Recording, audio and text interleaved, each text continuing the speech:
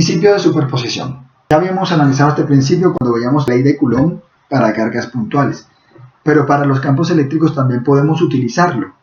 ¿Y en qué momento lo utilizamos? Cuando tengamos que calcular el campo eléctrico resultante en un punto del espacio, cuando sobre ese punto están afectando más de un campo al tiempo, en donde más de una carga fuente esté creando el campo eléctrico. Es decir, podemos tener 2, 3 o más campos eléctricos en un mismo espacio y debemos entonces calcular el campo generado por cada carga fuente y se hace el análisis de manera individual en sus coordenadas rectangulares. Calcularemos el campo en el eje de las X y calcularemos el campo en el eje de las Y para cada una de las cargas fuentes que estén originando los campos. Luego de calcular todos los campos eléctricos originados por cada carga fuente, vamos a sumar todas las coordenadas X y todas las coordenadas Y, obteniendo un campo eléctrico resultante en coordenadas rectangulares. Teniendo las coordenadas rectangulares, pasamos a polar, obteniendo así la magnitud del vector de campo eléctrico y también la dirección o ángulo en el cual se dirige dicho campo eléctrico. Mencionemos otro último concepto que es simetría de campos y vamos a los ejemplos. La simetría de campos nos dice lo siguiente: si nosotros colocamos dos partículas sobre el eje de las X a una distancia idéntica desde el origen, solo que con direcciones contrarias, la partícula 1 se encuentra en el punto menos a partir del origen en la línea de las X, y la partícula 2 igualmente cargada se ubica en el punto A positivo en el eje de las X. Es decir, ambas están equidistantes con respecto al punto 0 del eje de las X. Si eso ocurre, el campo eléctrico será 0 en el punto 0, en el origen, por simetría de cargas. Ahí contrastarían los dos campos y al sumarse los campos darían 0. Si son positivos, ambos campos saldrían desde la partícula y cuando llegan al punto origen, al punto 0, se encontrarían y ahí se anularían el uno con el otro y el campo sería 0. Si las dos partículas son negativas, ambas partículas tendrían campos ingresando a ellas y por ende en el punto 0 sería el punto en donde parte esa atracción. Y como ambas están partiendo del punto 0, también se anularían entre ellas, dando un valor al campo eléctrico igual a 0 en el origen de la recta de las X. De igual modo, si el eje X está uniformemente cargado de manera positiva, el campo se alejaría de él. Si estuviera cargado de forma negativa, el campo se acercaría hacia él. Pero en el caso positivo, si nosotros tendríamos una recta paralela en el eje, al eje de las X, el campo allí sería 0 en cualquier punto, ya porque el campo se aleja pero en la dirección del eje de las X. Si coloco una línea paralela abajo o arriba de la recta de las X, el campo en esa línea paralela sería igual a 0. Y por convención de signos, vamos a considerar que el campo será positivo si se dirige hacia la derecha o hacia arriba, y lo consideraremos negativo si el campo se dirige hacia la izquierda o hacia abajo. Vamos a analizar el primer ejemplo. El primer ejemplo se los traigo en la diapositiva, el segundo ejemplo lo vamos a revisar directamente en el libro. El ejemplo número 1 dice lo siguiente, y esto es el experimento de la gota de aceite de Millikan, del científico Millikan. Él fue el que comenzó a descubrir el tema de las fuerzas eléctricas junto a Charles Coulomb. En un experimento, diminutas gotas de aceite adquieren una pequeña carga negativa mientras caen a través de un vacío. Ya saben que en el vacío, 1, no hay presión, 2, no hay oposición del viento en la caída libre. Y en ese momento, un campo eléctrico de magnitud 5.92 por 10 a la 4 newtons por coulomb, o lo que es lo mismo 59.200 newtons por coulomb, apunta en línea recta hacia abajo. Listo, tenemos ya la claridad de que este campo eléctrico es negativo porque apunta en línea recta verticalmente hacia abajo. Nos piden calcular dos cosas. Primero, son dos gotas que vamos a observar. Se observa que una gotita, o una gota en particular, permanece suspendida contra la gravedad. Si la masa de la gotita es 2.93 por 10 a la menos 15 kilogramos, determine la carga que porta dicha gota. Y la segunda cosa que nos piden calcular es que si otra gota de la misma masa, es decir, 2.93 por 10 a la menos 15 kilogramos, cae 10.3 centímetros desde el reposo y tarda 0.25 segundos en hacerlo, de nuevo moviéndose a través de un vacío, al igual que la primera partícula, determinemos la carga que porta esta segunda gota. Vamos por el primer literal número A.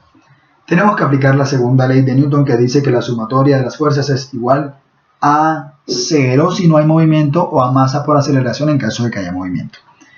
En este caso, la aceleración es 0 porque la partícula está suspendida, así que el lado izquierdo de la igualdad permanecerá igual a 0. Mientras que el lado derecho tenemos gravedad y tenemos la fuerza eléctrica. La fuerza eléctrica, despejando la ecuación de campo eléctrico, es igual al campo por la carga de la partícula. Dijimos que el campo es negativo porque apunta hacia abajo y la aceleración es igual a 0. Así que despejamos, si esto es 0, pasamos menos mg a sumar al lado izquierdo de la igualdad y el campo eléctrico, como está multiplicando la carga, lo pasamos a dividir y sencillamente la carga será igual a mg dividido e. Reemplazamos sus valores. La masa es esta, 2.93 por 10 elevado a la menos 15 kilogramos y la gravedad es 9.8 metros por segundo al cuadrado. El campo eléctrico, como es negativo, lo colocamos aquí, negativo, menos 5.92 por 10 a la 4 newtons por coulomb. Y la división nos da que la carga de la partícula es efectivamente negativa, menos 4.85 por 10 a la menos 19 coulombs. Si nosotros analizamos este valor, es casi 3 veces el valor elemental de carga eléctrica. Hace un momento les mencionaba que Millikan trabajó de la mano de Coulomb con los experimentos para determinar la fuerza eléctrica y no fue la carga eléctrica, sino el valor de E, el valor de carga eléctrica del protón y del electrón. Eso fue lo que descubrió Millikan. Entonces, si se acuerdan, la carga elemental era de 1.66 por 10 a la menos 19 coulombs, tanto para el protón como para el electrón. Así que esta partícula está cargada casi que menos 3e. Podríamos decir que aproximadamente la carga negativa es de menos 3 electrones. 3 electrones en esa partícula. La solución del literal B dice lo siguiente. Tenemos que utilizar la ecuación para desplazamiento cinemático o de caída libre para poder encontrar la aceleración. En algunas partes lo encontrarán como delta H. En esta la busqué como delta Y porque nos estamos desplazando en el eje de las Y verticalmente.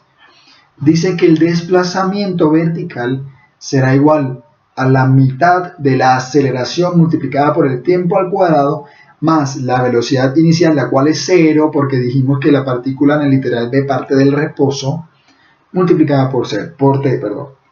Entonces sustituimos valores y cancelamos esta parte porque B sub 0 es igual a 0. Entonces despejo. Tengo a A, aquí tengo delta de Y y lo que está dividiendo el 2 pasa a multiplicar 2 por delta de Y y la t al cuadrado que multiplica al coeficiente 1 que da t al cuadrado igual lo paso a dividir t al cuadrado. Listo.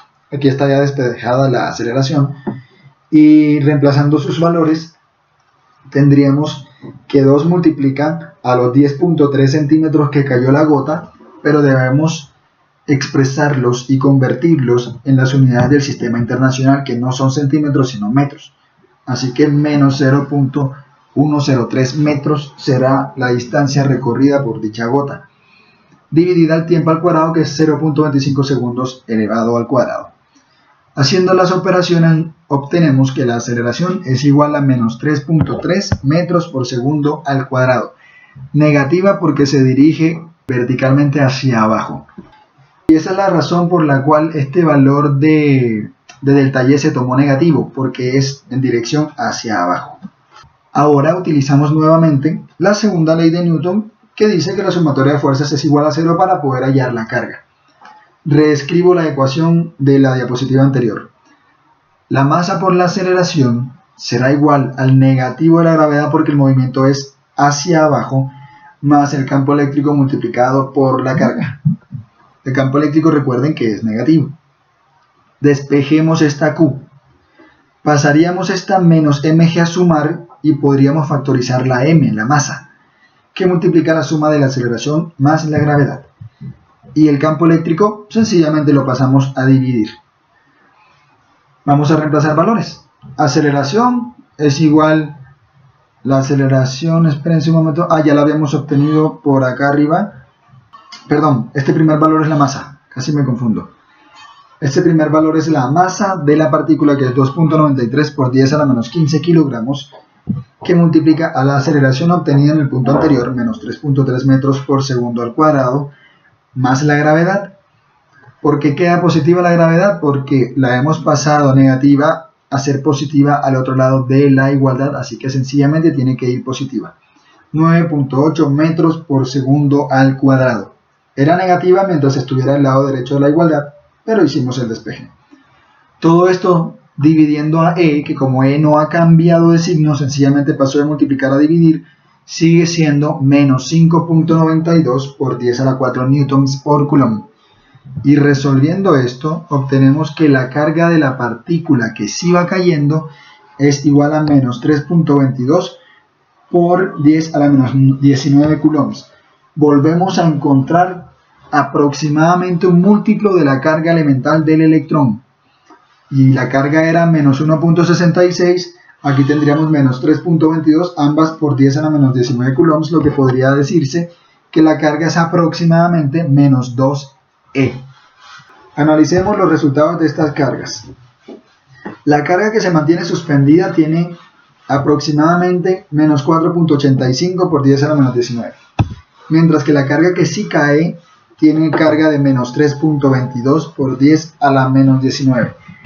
¿Por qué razón la partícula o la gota que tiene una carga menor, negativamente menor, sí cae, mientras que la que tiene una carga negativa mayor se mantiene suspendida?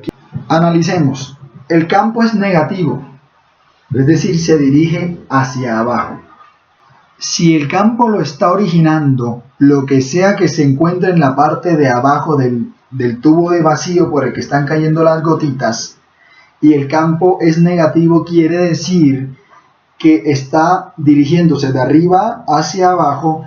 Esa esfera o esa carga fuente que está generando el campo, ¿es positiva o es negativa? Hace un momento lo mencionaba.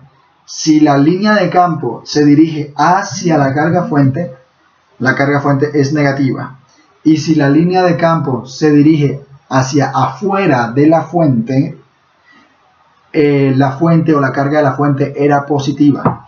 Como el campo se está dirigiendo hacia abajo, podemos suponer que lo que hay en la parte de abajo del tubo de vacío es una carga fuente negativa.